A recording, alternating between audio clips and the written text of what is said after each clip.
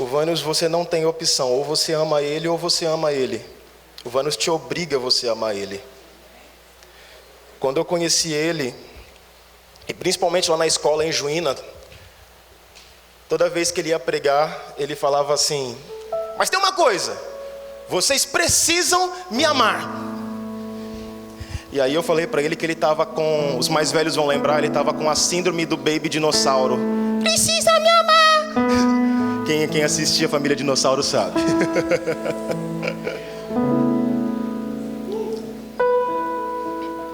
Mas é muito legal estar aqui, é muito legal poder servir vocês. A gente precisa entender que escolas como essa, momentos como esse, podem marcar e mudar as nossas vidas para sempre. Nunca despreze o ambiente de adoração, o lugar de adoração. Sabe por quê? Porque a presença de Deus pode fazer em 5 minutos muito mais do que você pode fazer em 50 anos.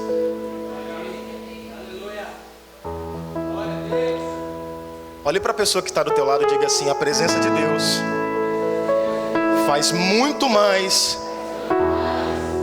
em 5 minutos do que você pode fazer por 50 anos. É um desafio para mim estar aqui falando hoje. Eu confesso que eu já tentei ser um pregador. E já tentei ser um pregador bem pentecostal, sabe? Sério, de verdade, eu já rodopiei nos Gideões. Quem conhece sabe, já rodei lá no Pessoa, no monte. Ia para os montes, voltava do monte que nem um tatu, cheio de terra. Não que isso seja errado, não estou dizendo isso, mas a verdade é que eu já tentei ser um pregador, de verdade, sério.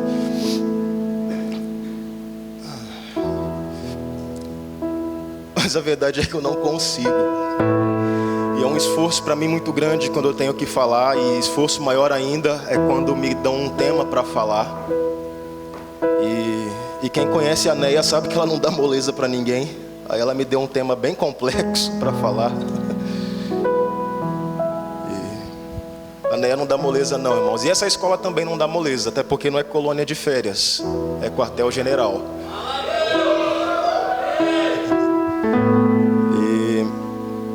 Mas foi interessante porque quando a Neia entrou em contato conosco para convidar, ela falou comigo, eu acho que numa sexta-feira, na quinta-feira, Deus falou com a minha esposa e disse assim: a Neia vai entrar em contato com o Jean.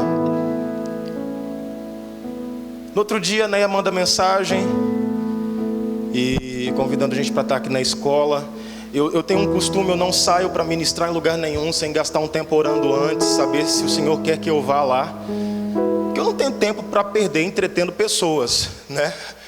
Então eu fui orar, falei: Deus, é para ir, não é para ir? O Senhor avisou que a Neia ia entrar em contato, mas isso era porque era para aceitar, era para recusar, e aí o Senhor apontou que era para a gente estar aqui.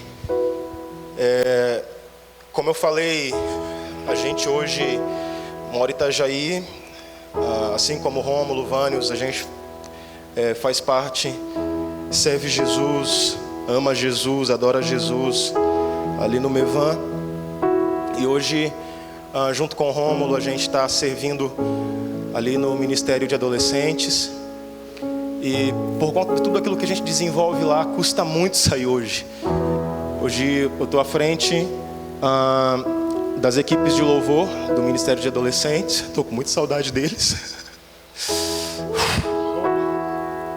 Deus pegou meu coração com aqueles garotos.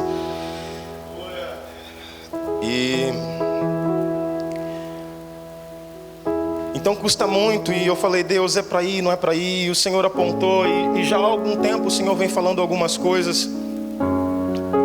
E quando a gente aceitou, eu não sabia qual era o tema. A Neia me convidou, mas não passou o tema. E orando, e como eu disse, eu não sou um pregador. Eu só falo daquilo que eu estou ouvindo meu pai falar. Eu só posso falar aquilo que eu estou ouvindo o Senhor falar. Eu não consigo fazer outra coisa. E já há um tempo o Senhor vem falando algo conosco, para mim, para minha casa, e a gente tem buscado se adequar a isso. E quando foi passado o tema, eu falei, uau! Porque eu estava orando, a gente orou muito sobre essa escola, minha esposa e eu. E a gente estava orando, o Senhor disse para mim que eu ia estar falando no sábado à noite.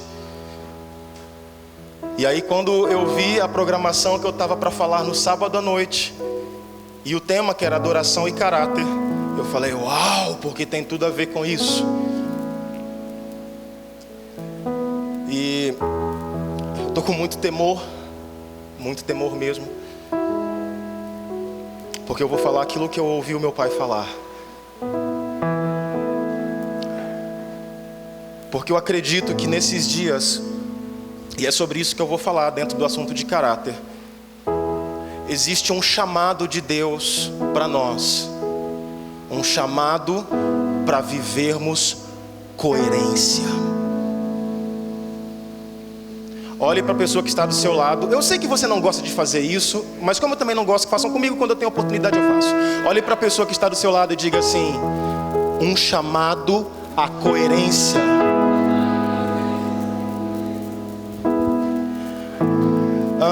Há mais ou menos foi julho, final de julho, a gente ia ter um retiro de artes lá no ministério. A gente ia estar servindo lá, cooperando. Mas na semana teve uma escola ministerial. E naqueles dias o Senhor começou a falar comigo sobre uma coisa, sobre uma palavra. E desde lá essa palavra tem gritado dentro de mim, gritado nos meus ouvidos, tem causado incômodo, que é a palavra coerência. Porque o Senhor começou a falar que nós estamos em dias onde nós precisamos unir aquilo que cremos, aquilo que entendemos, aquilo que falamos, com aquilo que somos e fazemos. E uma das coisas que nós sentimos no nosso espírito desde aqueles dias é que desde julho abriu-se uma janela de oportunidade para que a gente fizesse uma coisa: ajustasse a nossa vida segundo a ordem de Deus. Se nós fôssemos um relógio, é como o que aconteceu ontem quando nós chegamos aqui. Nosso horário lá é 1 hora a mais, mas aqui o horário é 1 hora a menos. A gente chegou, a gente teve que ajustar os ponteiros. Então eu acredito que são dias onde Deus está nos chamando a ajustar os ponteiros. Deus está nos chamando para nos adequarmos ao padrão que Ele estabeleceu. E em julho Deus me deu uma visão. Eu tenho 29 anos de idade, então não sou tão velho assim. Mas antigamente tinha umas balanças de venda, de mercearia, geralmente vermelhas ou amarelinhas assim, que era uma aqui, outra aqui. E aí quem fosse comprar alguma coisa, e era tudo pesado, era tudo a granel, como cada coisa tinha um valor, o comerciante pegava um peso, mediante aquele valor, colocava de um lado e aí despejava. E eu tive uma visão, eu vi uma balança, e eu vi o Senhor pegando a igreja e colocando de um lado, tirando a medida que estava ali e colocando uma nova medida e aferindo se a medida estava precisa. Algo que eu entendi, e a partir daí o Senhor começou a falar, é que o Senhor nesse tempo está trazendo luz a verdades que Ele já disse, a coisas que Ele já falou, que nós já ouvimos, mas talvez não entendemos, e que nesses dias precisamos nos adequar. E entre coisas que a gente precisa se adequar, e eu quero começar aqui, para a gente ganhar tempo, se você quiser só anota. A gente precisa se adequar com João 5,19. O que diz João 5,19? Jesus tinha operado um milagre no tanque de Betesda. E esse milagre foi num sábado. Tem um pessoal que está abrindo a Bíblia, então vamos abrir a Bíblia. João 5. Eu não estou muito preocupado com o horário, porque o Diego tomou 15 minutos meus, então pelo menos 15 minutos eu tenho direito. João 5,19. Então lhes falou Jesus: em verdade vos digo que o Filho nada pode fazer de si mesmo, senão somente aquilo que vir fazer o Pai. Porque tudo o que este fizer, o Filho também semelhantemente o faz. Jesus tinha curado um paralítico no tanque de Betesda. E era um sábado, então os fariseus vão questionar Jesus por que ele tinha curado no sábado. Ele vai falar assim: meu pai trabalha até agora, eu trabalho também. Porque o filho não pode fazer nada que não tenha visto o pai fazer. Se tem uma coisa que nós precisamos adequar a nossa vida nesses dias, nós precisamos parar de nos mover por demanda e necessidade e começar a nos mover por propósito. Por quê? Porque se você examinar o texto de João 5, havia uma multidão de enfermos e Jesus cura apenas um homem. Eu estou falando Jesus, ele curou apenas um homem. Jesus não se movia por necessidade, ele não se movia por demanda. Jesus não se movia por boas ideias. Ele se movia por aquilo que ele via o Pai fazer. Ele se movia por aquilo que ele ouvia e entendia que o Senhor estava fazendo, porque era propósito do Pai. E qual que é o problema? O problema é que nós nos movemos muitas vezes por necessidade, por demanda, por boas ideias. E quando isso acontece, a gente começa a sair da rota. Porque aquilo que fazemos é uma consequência direta daquilo que somos. Então, se eu estou me movendo por necessidade, se eu estou me movendo por boas ideias, se eu estou me movendo por uma demanda, tem muita gente precisando, então eu tenho que fazer.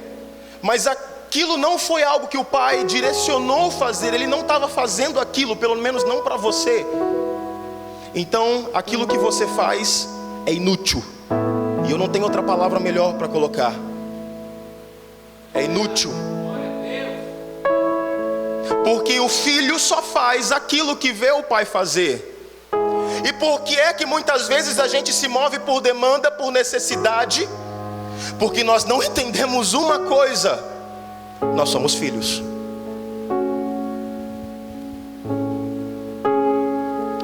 Nós somos filhos. Filhos de Deus. E porque a gente não entende que somos filhos de Deus, acaba que às vezes é muito mais prazeroso se mover por boas ideias, por necessidades, porque a gente começa a ver alguns resultados passageiros, mas alguns resultados, do que se mover naquilo que o Senhor falou. Até porque se mover naquilo que o Senhor falou, às vezes, vai custar tempo. Hoje à tarde a gente foi imergido aqui num manto de obediência, quando o Vânio estava contando a história dele. E eu estava ali no canto, estava falando com o pastor Altierres, ali de Várzea Grande. Eu falei: cara, você sabe que o Vânio estava falando, eu estava com o sentimento de que a obediência é uma semente que a gente não sabe quando iremos colher, ou se iremos colher. E o problema não é semear, o problema é continuar regando.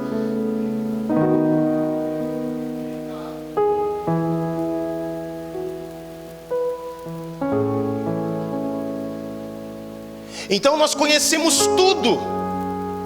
Nós conhecemos as canções da moda, nós conhecemos os pregadores que estão em alta. Eu sei que você ouve eles no YouTube e que muitas vezes você diz assim: meu Deus, Como seria bom se o meu pastor fosse fulano de tal. Como seria bom se a minha igreja fosse a tal.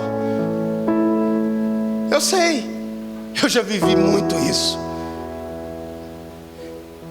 E aí você chega na igreja tal que você achava que era tal, e você vê que tem tanto problema quanto na igreja que você reclamava. A diferença é que na tua igreja tem 150 membros e lá tem 5.000, então os problemas são maiores. Então a gente conhece tudo, mas se tem algo que a gente não persegue conhecer, é aquilo que o Pai está fazendo e a sua vontade. Se tem uma coisa que a gente não persegue conhecer, é aquilo que Ele já disse e revelou sobre o que nós precisamos nos tornar. E porque não entendemos o que precisamos nos tornar, filhos à semelhança de Jesus, porque Paulo vai dizer em Romanos que Ele é o primogênito dos irmãos. E dentro do contexto judaico, o primogênito, entre tantas coisas, servia de modelo para os outros. Então Ele é o primeiro e é um modelo. A gente procura conhecer tudo, menos aquilo que o Senhor colocou. E aí qual que é o problema? Por buscar conhecer tudo e qualquer teologia, tudo e qualquer curso filosófico, tudo e qualquer curso de mensagem, e lemos todos os livros, e ouvimos os coach gospel do momento, e conhecemos todas as canções, conhecemos tudo, só que não conhecemos a coisa principal, que tem o poder de afetar drasticamente a nossa vida, nos transformando completamente. Nós não conhecemos o Evangelho. E deixa eu te falar, Evangelho não é a pregação para aquele que não é convertido. Evangelho é o alimento diário da igreja. Porque quando você lê Romanos capítulo 1, Paulo está escrevendo para irmãos evangélicos que estavam em Roma, que já conheciam Jesus, e ele vai dizer assim: quem me dera poder ir até vocês para lhes anunciar o Evangelho.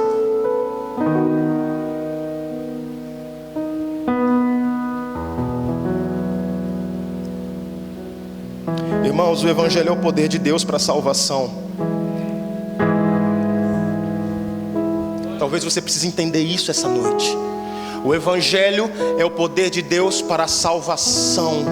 O Evangelho te salva sim do pecado. O Evangelho sim te salva da condenação eterna. O Evangelho sim te salva da imoralidade, da promiscuidade. O Evangelho sim te salva disso. Mas o Evangelho também te salva de você mesmo.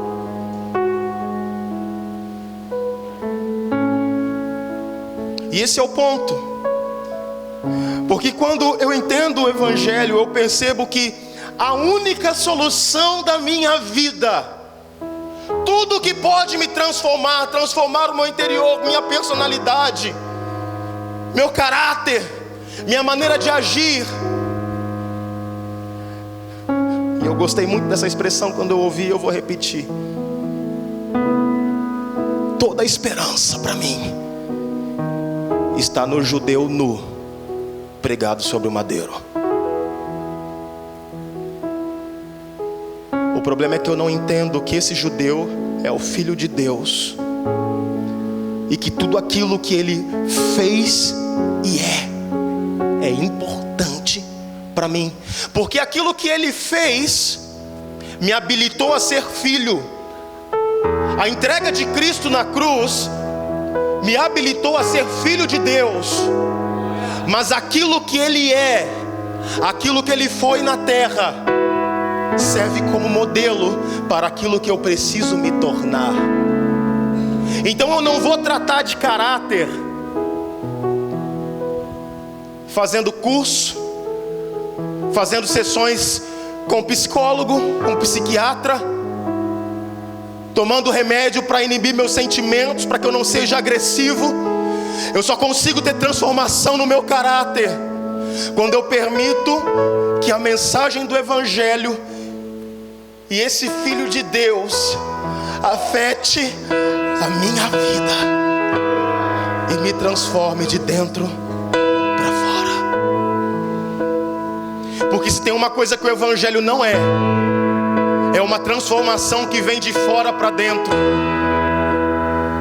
Se tem uma coisa que o Evangelho não é um padrão de regras e exigências do que fazer sem antes se tornar.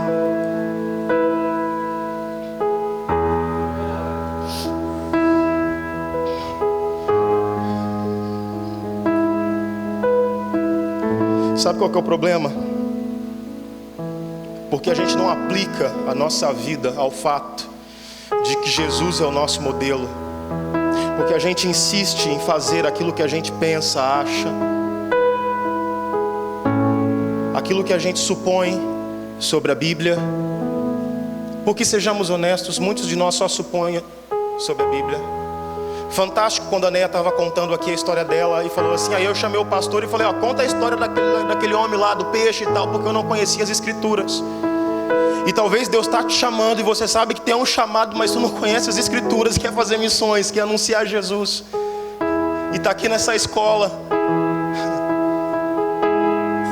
Você só supõe que conhece as Escrituras. Deixa eu te falar, teologia não é Bíblia, tá?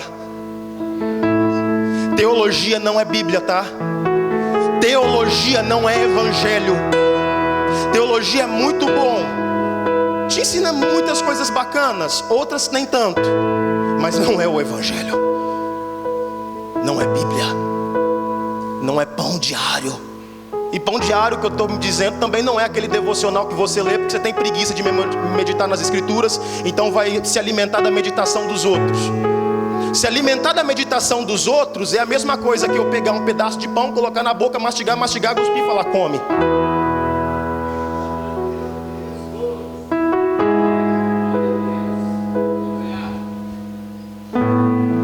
Porque a gente não entende isso e não se adequa ao Senhor.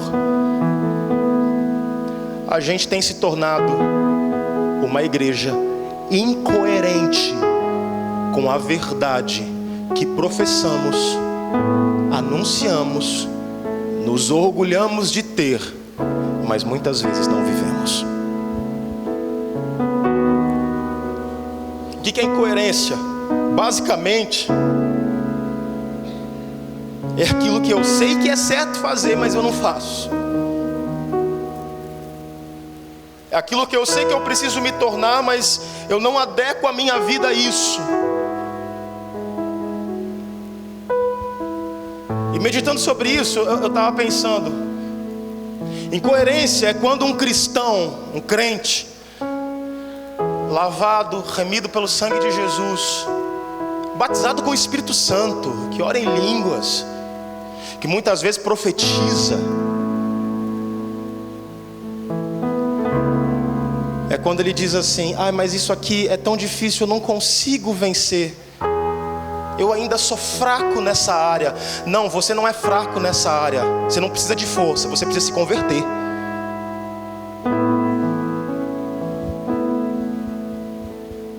Incoerência é quando eu digo que eu amo Jesus com todo o meu coração, mas eu não amo o meu irmão que está do meu lado. E não pense que eu estou aqui batendo não, cara. Quinta-feira eu estava com o Vânios e o Rômulo, e a gente estava conversando, e eu expus, falei algo sobre uma pessoa, e eles me repreenderam, e eu olhei para eles e eu falei, eu vou orar sobre isso, eu sei que eu estou errado. Porque, cara, se você ama Deus, mas você não ama o seu irmão, bom, leia a primeira carta de João depois e, enfim, você vai ver sobre isso lá.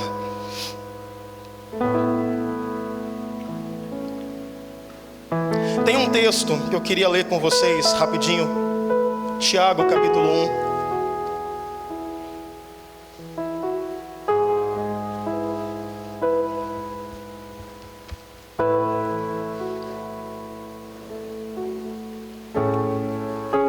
Deixa Deixa aberto aí Tiago capítulo 1.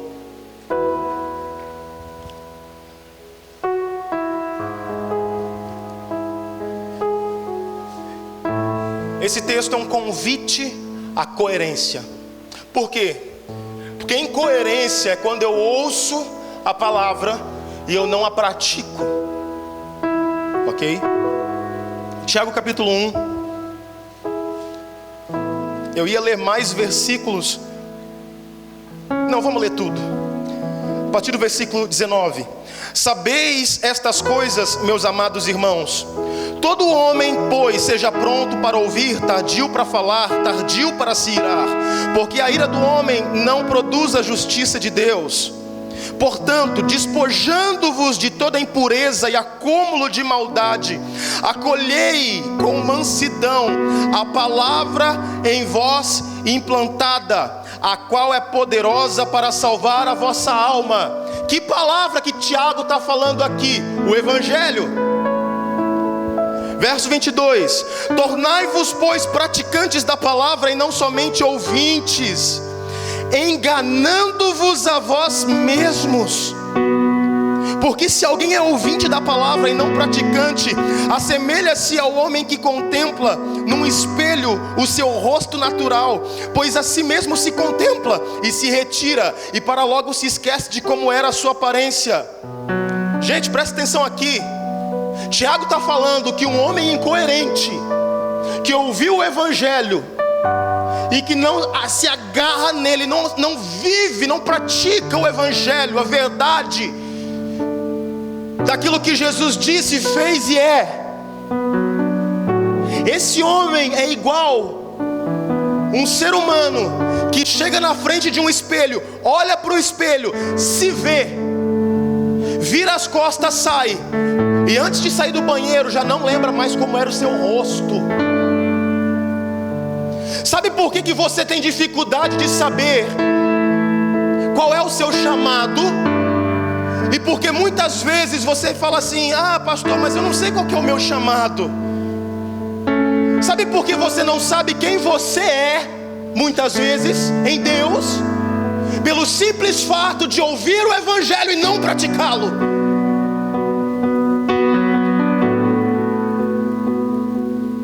Cara, e Deus está falando isso desde cedo. Pastor Nivaldo pega o microfone e fala: ninguém profetizava sobre mim, ninguém disse que Deus tinha o que Deus queria fazer na minha vida, mas tinha um fogo que me queimava. Eu comecei a fazer a obra. Sabe o que ele começou a fazer? Marcos 16 e 15: ide por todo mundo, pregai a toda criatura. Ele só começou a aplicar a vida dele ao Evangelho e as coisas começaram a acontecer. Sabe por que as coisas não estão acontecendo na sua vida? Porque você não aplica a sua vida ao Evangelho. Sabe por que você tem dificuldade de perdoar? Porque você não aplica a sua vida ao Evangelho. Sabe por que você não fala com teu parente? É porque você não aplica a sua vida ao Evangelho. Sabe por que você não prospera? É porque você não aplica a sua vida ao Evangelho. Quando Cristo, de fato, quando a vida dele, de fato,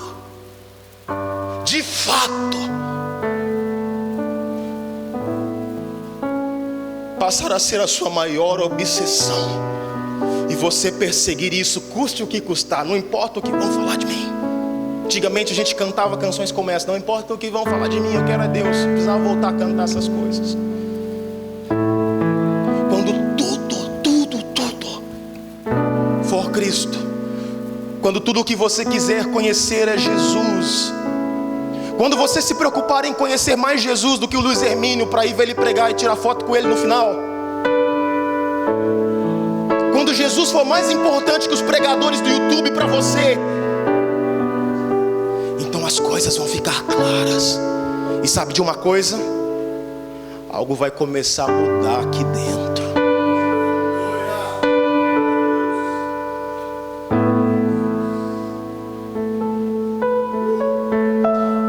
E aquelas coisas tão difíceis de vencer vão se derreter.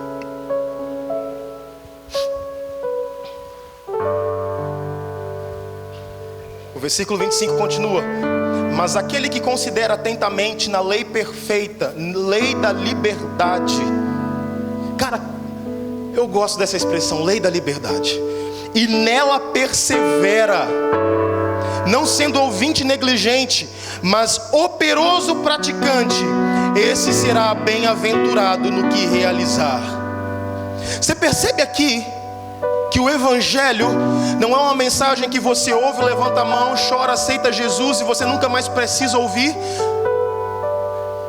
Perseverar na lei perfeita é insistir em se adequar todos os dias ao Evangelho, para de fato ser coerente.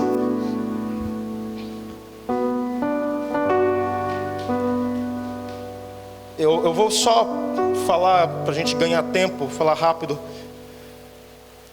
Mas se tem uma coisa que pela nossa incoerência como igreja nós temos feito, quando a incoerência se estabelece nas nossas vidas, ela abre uma porta.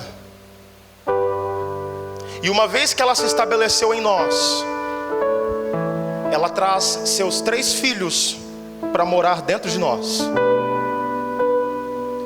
Sabe quais são os 3 filhos da incoerência?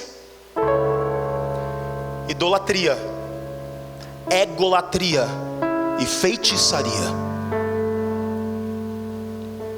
Sim, eu não estou pregando para um público não crente quando eu falei de feitiçaria, eu estou falando para filho de Deus. A incoerência traz para dentro de nós a idolatria. O que é idolatria? É adultério espiritual. É quando qualquer coisa é mais importante do que o Senhor. É quando nós começamos a tratar a aliança com Deus levianamente. A incoerência traz para dentro de nós a egolatria, humanismo. Nós achamos que somos a nossa maior necessidade, que o nosso prazer é a nossa maior necessidade, que a nossa felicidade é tudo o que importa. É quando o homem passa a estar no centro e se vê como o Senhor de tudo. E aí muitas vezes a gente fala: mas eu nasci para ser feliz. E a gente começa a perseguir essa felicidade e não prova da alegria superior.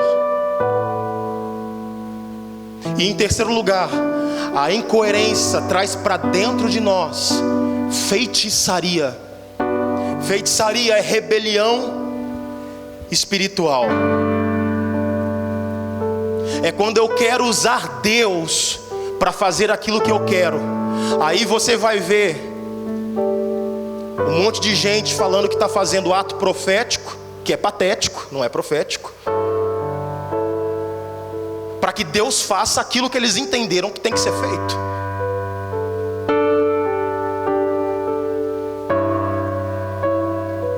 É quando uma pessoa pega e fala: eu quero porque quero, porque quero, porque quero, e o Senhor tem que fazer.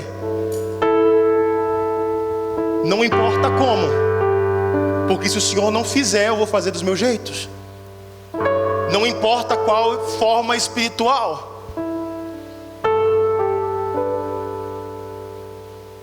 Aí você acha, quer ver um exemplo disso? É quando seu casamento está com problema, e você acha que o problema do seu casamento é demônio. A pomba gira está agindo no meio do meu casamento. Então o que eu preciso? Eu preciso fazer libertação, eu preciso fazer quebra de maldição. Não estou falando nada contra essas coisas, não. O problema é que a questão não é que o demônio está agindo no teu casamento. O problema é que você é um cavalo dentro de casa e não entendeu isso ainda. O problema é que você não tem sabedoria e é tinhosa dentro de casa. Então teu problema não é demônio, teu problema é você mesmo. Aí você quer expulsar um demônio que na verdade se resolve com uma coisa: se arrependendo. E aí você vai de libertação em libertação, de cura interior em cura interior, e faz tanta cura interior que daqui a pouco não tem mais interior para curar. Eu não sou contra isso, não estou falando contra isso, me entenda. É quando você só não olha para o lugar correto. É quando você quer que as coisas se resolvam do seu jeito e não do jeito de Deus.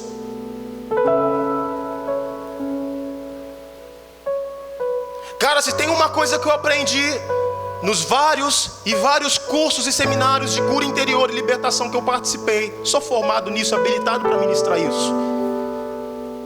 E o pastor Davi, que vai ministrar sobre isso, pode falar com mais propriedade do que eu. De cura interior e libertação, o problema, se bobear, é 1%. O restante do problema é reposicionamento, é reeducação. E aí as pessoas acham que só ir lá, orar, essa aqui é a maldição, pronto, quebrei, acabou, não existe mais. E continua do mesmo jeito, vivendo da mesma forma, não se adequando àquilo que Cristo fez e diz.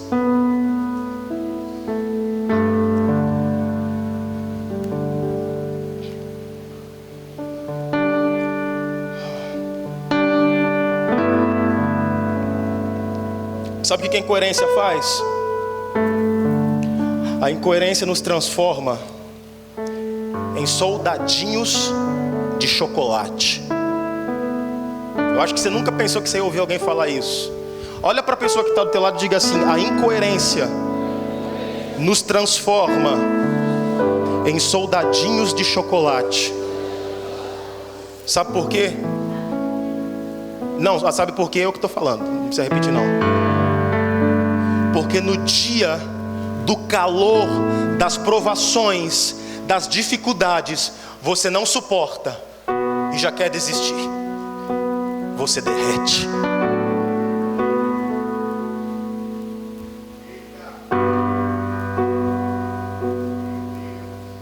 Vem comigo para Mateus capítulo 7. Eu quero te mostrar o perfil da incoerência rapidinho. Eu vou tentar ser um pouco mais rápido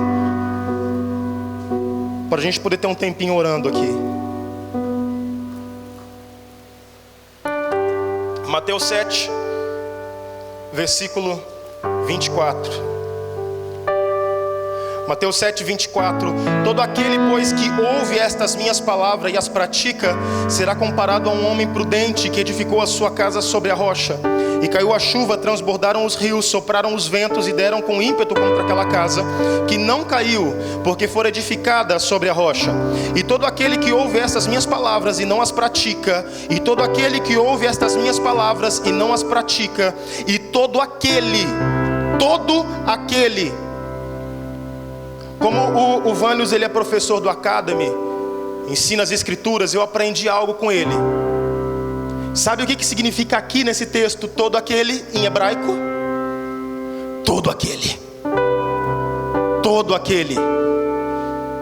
Todo aquele que ouve estas minhas palavras e não as pratica, será comparado a um homem insensato que edificou a sua casa sobre a areia. E caiu a chuva, transbordaram os rios, sopraram os ventos e deram com ímpeto contra aquela casa, e ela desabou, sendo grande a sua ruína. Isso aqui é o perfil da incoerência. Quando nós não praticamos aquilo que o Senhor disse, tudo aquilo que estamos construindo, e entenda que a questão construir aqui tem a ver da sua vida, tudo aquilo que você durante anos vai vivendo e ajeitando, quando você não é coerente, quando você não vive aquilo que o Senhor falou, no dia da adversidade, isso cai.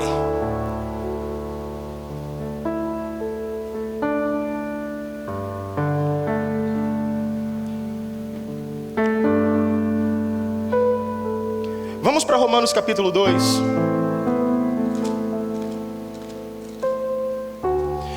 eu vou encerrar com esse texto, provavelmente.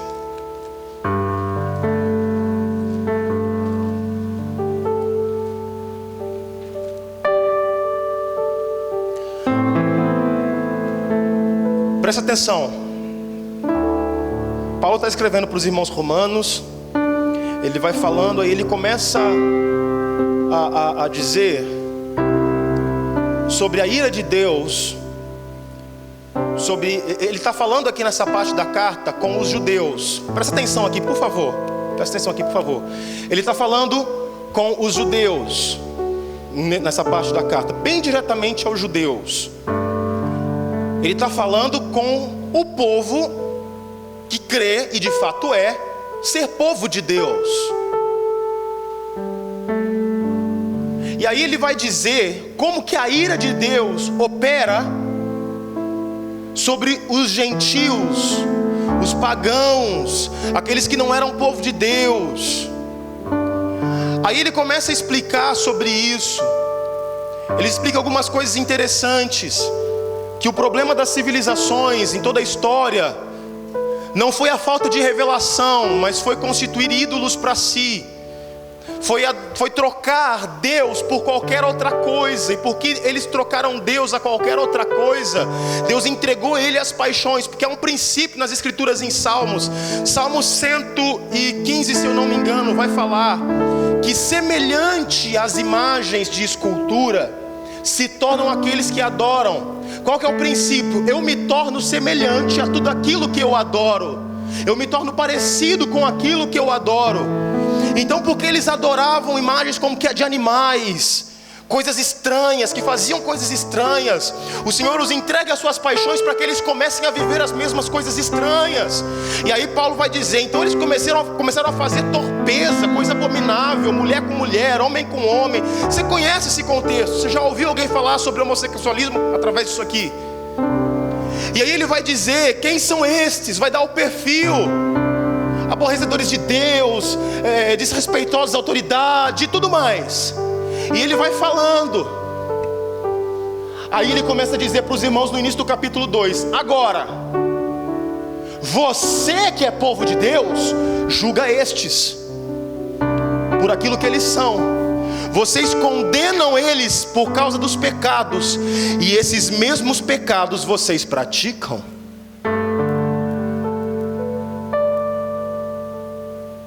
E aí Paulo começa a denunciar a incoerência que havia no meio dos irmãos. E ele diz assim: se você acha que Deus vai tratar com rigor eles, porque eles não conhecem a lei, e vocês? E eu quero ler aqui alguns versículos, a partir do versículo 17, quando Paulo está falando isso, e ele está dizendo que o povo de Deus é indesculpável. Olha o que Paulo diz: se porém tu, que tens por sobrenome judeu, vamos mudar aqui só para você entender. Se porém tu, que tens por sobrenome evangélico, se porém tu, que tens por sobrenome crente, e repousas na lei, e te glorias em Deus, que conheces a sua vontade, e aprovas as coisas excelentes, sendo instruído na lei, que estás persuadido de que és guia dos cegos, luz dos que se encontram em trevas, instrutor de ignorantes, mestre de crianças, tendo na lei a forma da sabedoria e da verdade. Cara, isso aqui é o mesmo perfil da gente. A gente diz que a gente é povo de Deus, a gente descansa na palavra do Senhor, e principalmente nos versículos da caixinha de promessa que você gosta de ler. A gente se gloria em Deus, a gente fala que conhece a vontade dEle, a gente fala que a gente vive coisas mais excelentes e superiores, porque servimos ao Senhor. A gente acha que a gente é instruído, melhor que os outros. A gente pensa que ninguém enxerga nada, ninguém entende nada, só a gente que enxerga entende. A gente bate no peito e afirma o versículo: nós somos a luz do mundo. Ele vai dando todo esse perfil. No versículo 21 ele fala: tu pois, que ensinas ao trem, que ensinas o outro, não te ensinas a ti mesmo? Tu que pregas que não se deve furtar, furtas? Dizes que não se deve cometer adultério, e o cometes? Abomina os ídolos e lhes roubas os templos? Tu que te glorias na lei, desonras a Deus pela transgressão da lei? Vamos parar aqui um pouquinho. O que o Paulo está falando aqui? Ensina os outros, mas não te ensina. Há uma distância muito grande daquilo que você diz e fala para as pessoas, até instrui elas daquilo que você vive. Ei, pastor que está aqui, você prega, aliás, desculpe-me, você vive tudo aquilo que você prega no domingo à noite?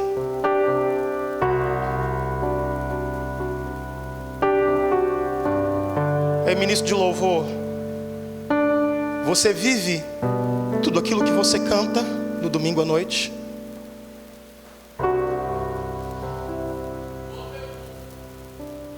Esse é o Vânios.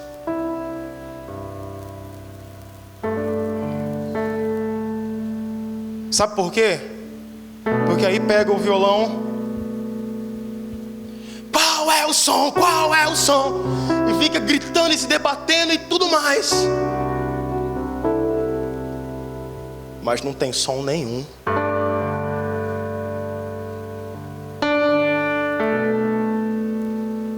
Sabe, o amor que você diz, que você prega, você vive ele, que você canta, você vive esse amor.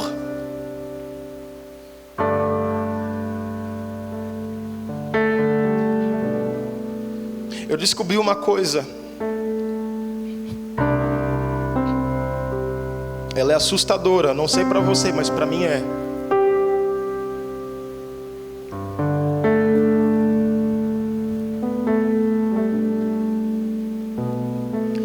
Sabe por que a maioria de nós, os nossos familiares não se rendem para Jesus? E a gente prega, a gente chama para ir na igreja, chama para ir na igreja, convida para isso, convida para aquilo, e eles nunca vão? É porque o evangelho que eles veem a gente viver não é o evangelho de Jesus. Porque a verdade é que dentro de casa mais importa aquilo que somos do que aquilo que falamos. Talvez o motivo do teu filho não te respeitar é porque você não se sujeita à autoridade.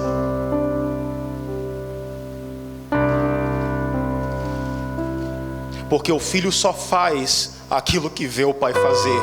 Então se você não se submete, querido, teu filho não vai se sujeitar a você.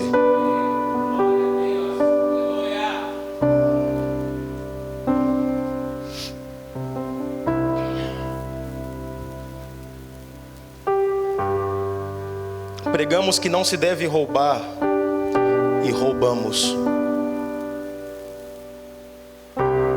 Jean, você vai falar de dízimo? Eu até ia falar, mas não vai dar tempo. Você já sabe que não dar o dízimo é roubar a Deus. Você já sabe disso. Mas tem uma questão.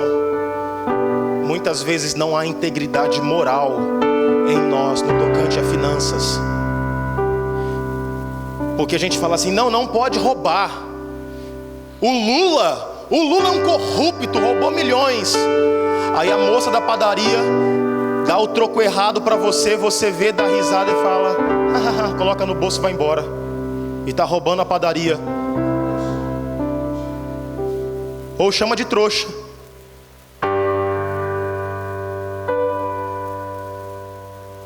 Diz que não deve roubar. Pastor, você que bateu tanto no Lula, eu não estou sendo agressivo. Olha aqui, ó. Eu estou desarmado, não estou atirando em ninguém, não estou com porrete. Mas pastor, você que critica muito o PT, a esquerda, como é que está a situação com a Receita Federal lá na tua igreja, tu paga o imposto em dia? Tá tudo certinho? Porque segundo uma pesquisa, alguns irmãos, eu estou falando de crente, alguns irmãos que trabalham com contabilidade, era para mim ter perguntado para o Valdir trabalha com isso.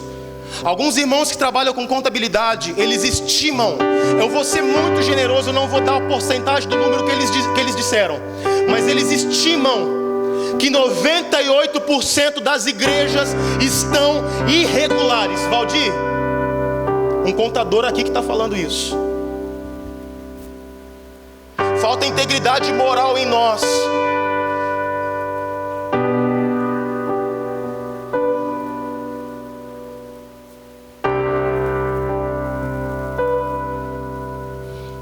Vamos lá.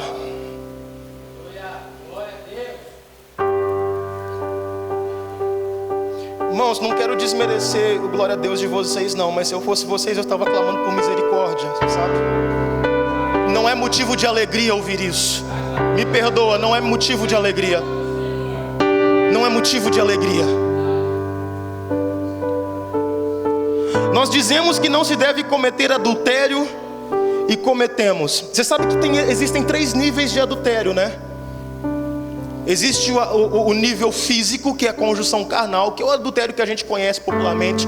Mas existe o adultério emocional, no nível da alma, das emoções, dos pensamentos. Quando foi a última vez que você viu pornografia?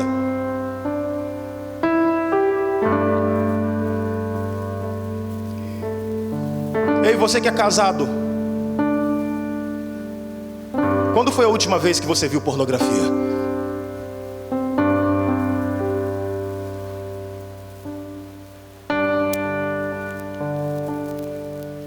Deixa eu te falar, não sei se você sabe, mas há uma pesquisa seríssima. Se eu não me engano, cerca de 55 a 60% de pastores, isso foi um pessoal muito sério que fez isso, assistem pornografia. A maioria deles com as suas esposas. E se pastor faz isso, eu fico pensando nos crentes normal, nos orelhas secas, sabe, que nem nós.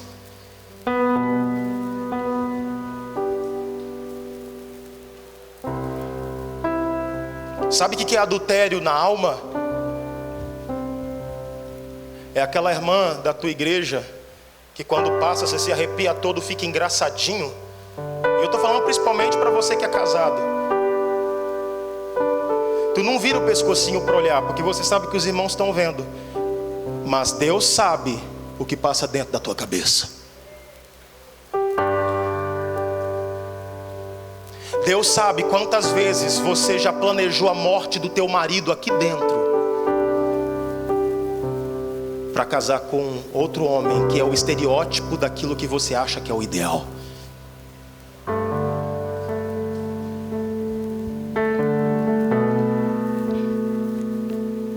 Existe a idolatria, o adultério espiritual, que é a idolatria. A gente comentou um pouquinho.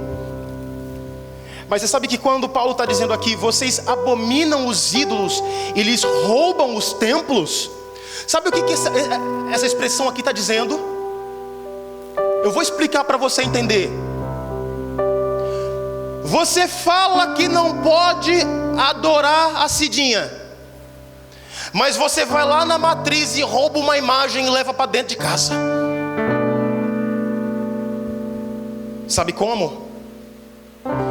Quando você começa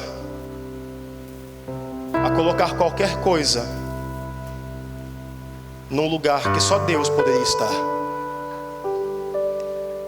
Você comete idolatria quando você ama mais o seu cônjuge do que o Senhor. Você comete idolatria quando é mais importante, e eu vou falar porque eu sou do Mevan, quando é mais importante ouvir as pregações do Luiz Hermínio. Deus na boca do Luiz, esse cara tem a revelação, esse cara fala da parte de Deus. É mais importante gastar horas no YouTube ouvindo pregação do Luiz Hermínio do que joelho dobrado dentro do quarto, ouvindo o Senhor falando ao ouvido.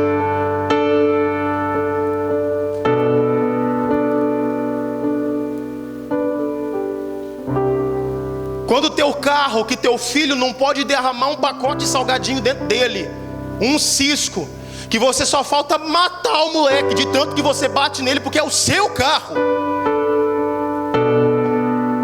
Quando o seu carro está nesse lugar na tua vida, que ele é mais importante do que as pessoas que estão à tua volta e do Deus que você serve.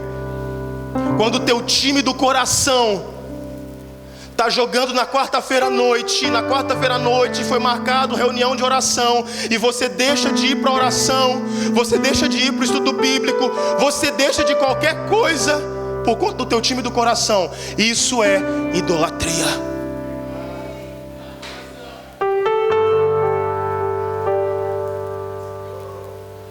Eu escutei alguém falando, fala a Deus, eu vou dizer uma coisa para você. Deus vai falar com você já já.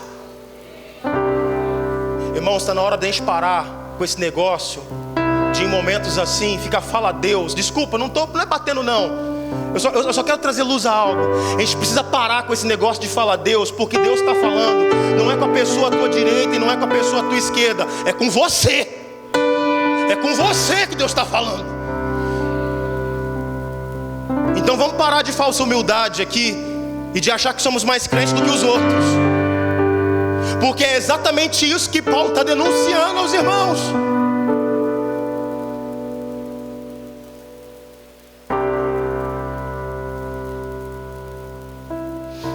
Oh Deus, você se gloria na lei, mas desonra a Deus pela transgressão da lei.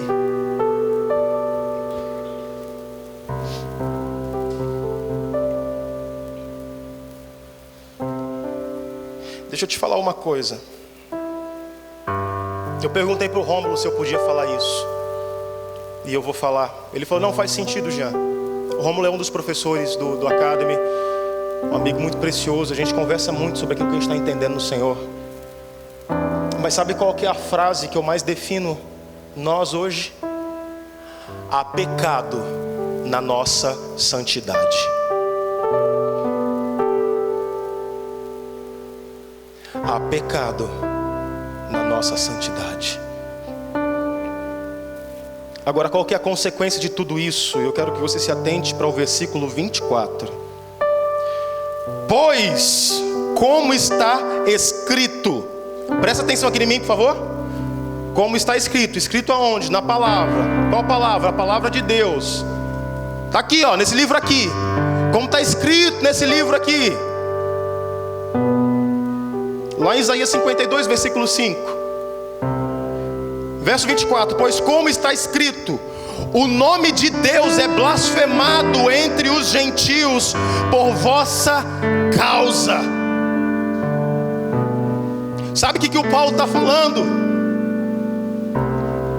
Você sabe por que o canal Porta dos Fundos do YouTube só faz piadinha de evangélico, critica a igreja o tempo todo e zomba da nossa fé? É por causa de nós mesmos. Por causa da nossa incoerência.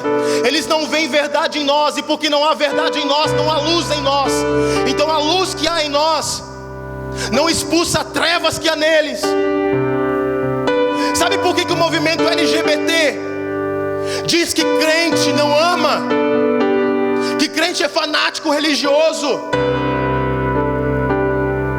Sabe por que o John Willis ele diz que a fé cristã é algo retrógrado? É porque tem um bando de pastor panaca, me desculpa, que está indo para o congresso falar contra o movimento gay, mas nenhum deles chora por um homossexual diante de Deus.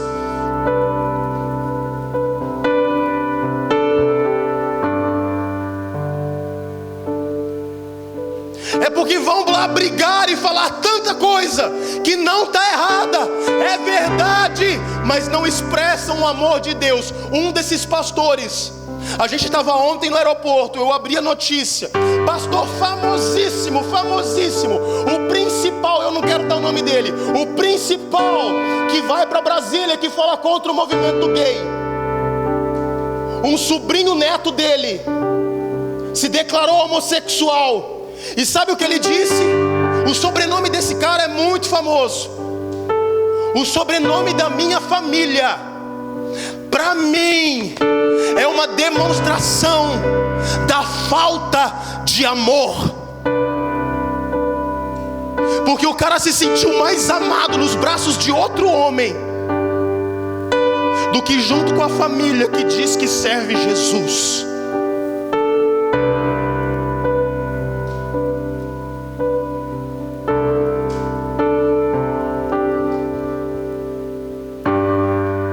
Há pecado na nossa santidade. Sabe por que tem tanta piadinha gospel que você gosta de compartilhar no WhatsApp? Tanta zombaria com o nome do Senhor. Sabe por quê? Porque não enxergam Cristo em nós.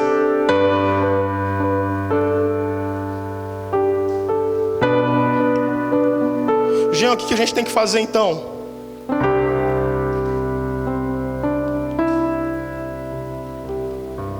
Eu vou dar uma lista para você do que você e eu precisamos fazer hoje aqui. Vou te dar uma lista. Se você estiver anotando, anota aí, número 1. Anota aí. Arrependimento. Coloca aí, número 2.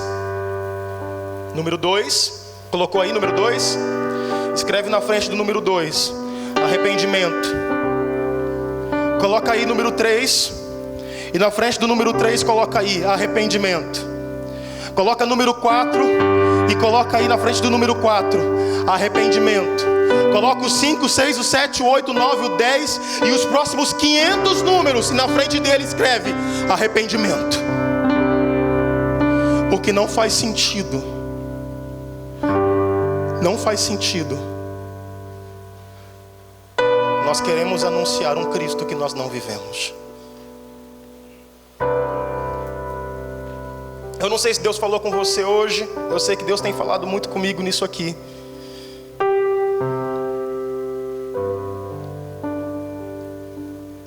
No capítulo 2, Paulo vai terminar falando uma coisa para esses irmãos judeus, praticantes da lei. Ele vai dizer o seguinte: vocês se acham, né, porque vocês são circuncidados. Circuncidar, para quem não sabe, era uma aliança que Deus fez com Abraão, lá em Gênesis 17. Todo judeu homem pega o fazedorzinho de xixi, aí tem uma pelinha que cobre o fazedorzinho de xixi. Eles cortavam aquela pele fora. Isso é circuncisão. Paulo vai dizer: vocês se orgulham por conta disso. Mas a verdadeira circuncisão para Deus não é a no corpo físico, é a no coração. Cara, você não é crente porque você usa uma roupa diferente das pessoas do mundo. Você não é crente porque você deixou de falar palavrão. Você não é crente porque você faz uma série de coisas que crente faz.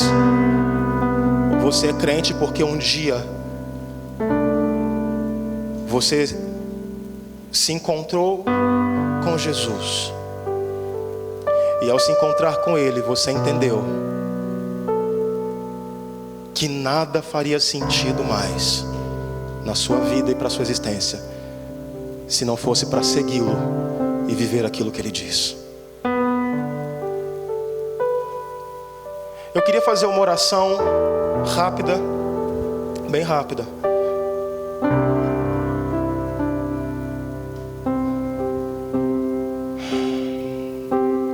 Bem rápida. Eu quero orar muito rápido agora, mas eu quero te dar tempo para você orar aqui. A escola tem um horário, mas eles falaram lá que tem 10 minutos. Então, pelo menos nos próximos 10 minutos, eu queria que a gente gastasse um tempo de reflexão e de oração à luz dessa palavra. Eu não sei o que você precisa fazer exteriormente para responder essa palavra. Eu não sei se você precisa vir para frente, eu não sei se você precisa ajoelhar, eu não sei o que você precisa fazer. Mas tenha liberdade para fazer isso. Se você quiser vir para frente, se você quiser ajoelhar. Mas eu quero só fazer uma oração. Senhor, Libera sobre nós o espírito de graça e de súplicas. Libera sobre nós o espírito de graça e de súplicas. Que o teu espírito nos convença